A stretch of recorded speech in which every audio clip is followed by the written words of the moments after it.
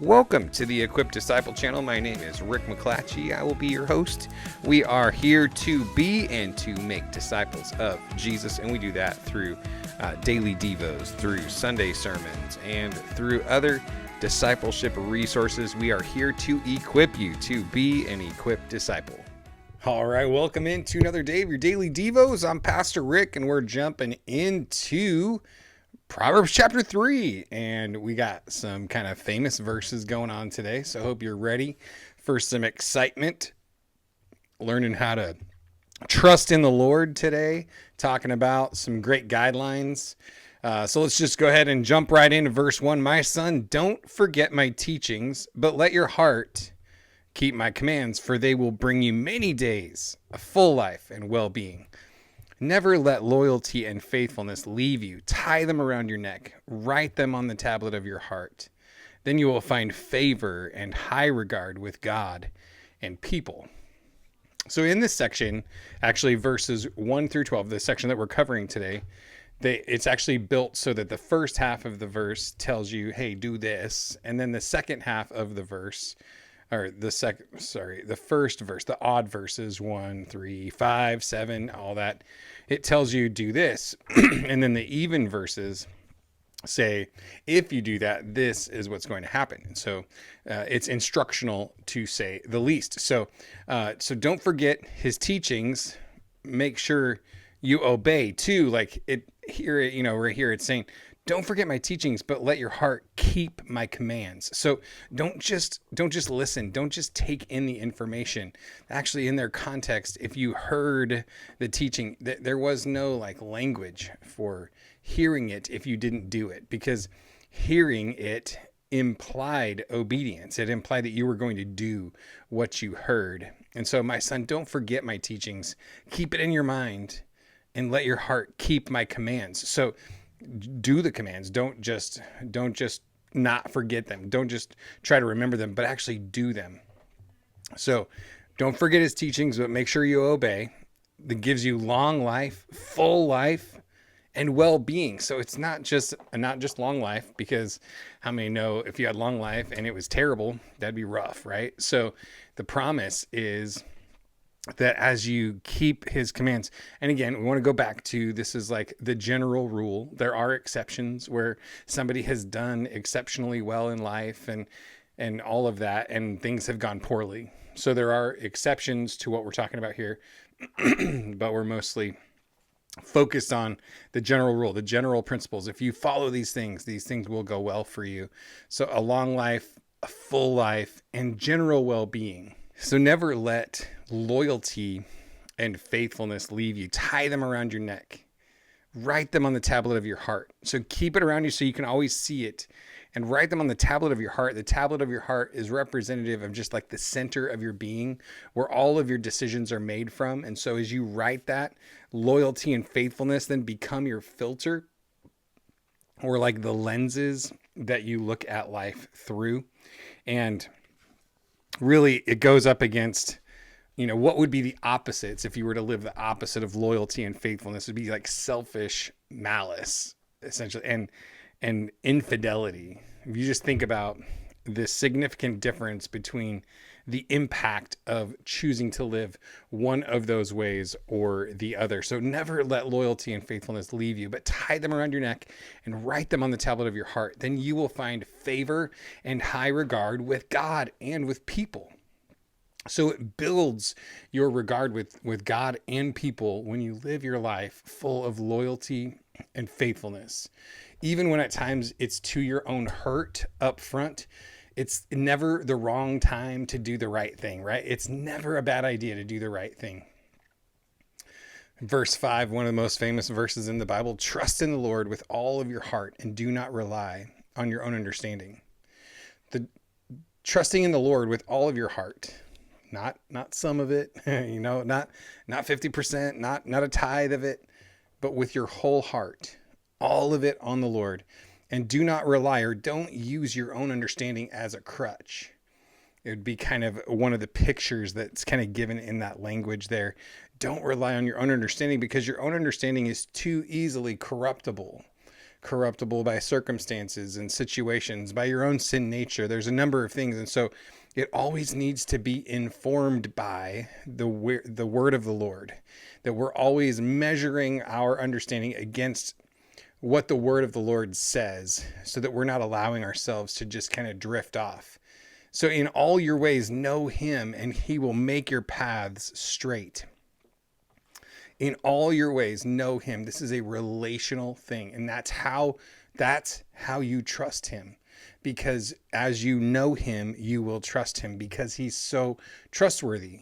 And so again, wanting to come back to this foundational concept of knowing God, that knowing him is the thing that is the foundation of us being able to walk in a trusting relationship with him, is because we know him. And he will make your paths straight. He'll make them smooth. He'll make them make sense to you, in a sense. Like, as you know him and you trust him, you'll go, okay, here we go. Don't be wise in your own eyes. Fear the Lord and turn away from evil. Because there are times when you're in your own eyes, your own wisdom, it makes sense to do the vengeance thing, to get back at that person, to even the score. But he's saying, don't be wise in your own eyes, but fear the Lord and turn away from evil. Don't overcome evil. Don't overcome evil with evil. Overcome evil with good. Don't be wise in your own eyes, but fear the Lord and turn away from evil. This will be healing for your body and strengthening for your bones. That there's actually physical impact to the way that we choose to live our lives in regards to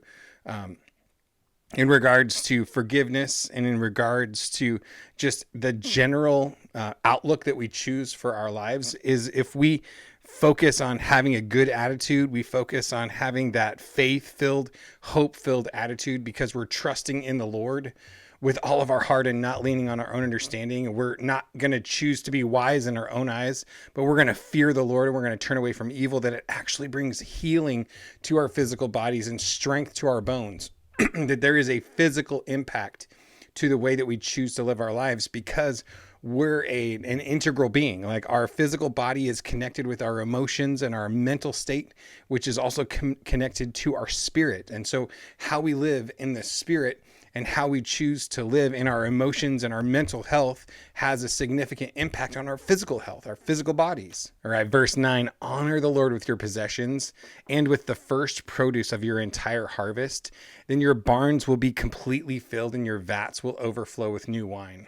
So this is a do this, see this. Do this, honor the Lord with your possessions and with the first produce of your entire harvest. And then your barns will be completely filled and your vats will overflow with new wine. Because as we honor the Lord with our possessions, as we honor him with the first of our possessions and our produce and our entire harvest, everything that the work of your hands produces, it is a constant, consistent reminder that God is your source and your provider. It forces us to choose to look at him as our source and not our own hands. It continues to help us with this process of trusting in the Lord with all of our heart and not just leaning on our own understanding. That as we honor the Lord with our possessions, we continue to keep our heart in check so that the possessions don't become the motivator. And that is what then will allow our barns to be completely filled and our vats to overflow with new wine. Because when you get sucked into the trap of more stuff, and stuff becomes your God, stuff becomes your boss, then your barns are never filled, because you just keep building bigger barns. There's no contentedness that happens in that. And so God is the only one that can bring that sense of fullness into your life. So it isn't, even though obviously God can provide anything he wants and he can cause you to overflow in radical abundance that you can't even imagine.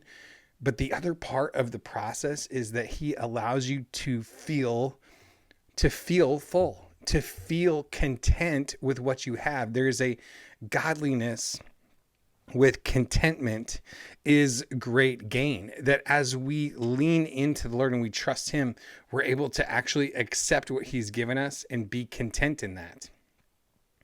Don't despise the Lord's instruction, my son, and do not loathe his discipline, for the Lord disciplines the one he loves, just as a father disciplines the son in whom he delights. And again, this is like putting on glasses. It's putting on that new prescription to see life through the God filter. The God filter is that you are a son or a daughter of the Lord as you have chosen to receive the sacrifice of Jesus and to surrender your life to him.